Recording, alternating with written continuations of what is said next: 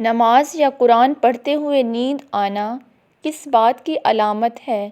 نیند کیوں آتی ہے جان لو۔ جو اللہ پر بھروسہ کرتا ہے وہ کبھی مایوس نہیں ہوتا۔ جو دل قرآن سے آباد ہو وہ کبھی اجڑتا نہیں۔ مشکلات میں صبر کرنے والا اللہ کا محبوب بن جاتا ہے۔ نیت کا خالص ہونا ہر عمل کی کامیابی کی بنیاد ہے۔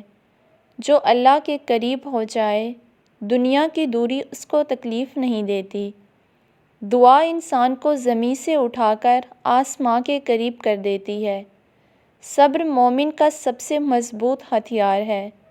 نماز وہ راستہ ہے جو انسان کو اللہ سے جوڑتا ہے۔ شکر کرنے والا اپنی زندگی میں سکون پا لیتا ہے۔ جو دوسروں کو معاف کرتا ہے وہ اللہ کی رحمت کا حقدار بن جاتا ہے۔ نماز یا قرآن پڑھتے ہوئے نیند آنا کس بات کی علامت ہے؟ نیند کیوں آتی ہے جان لو۔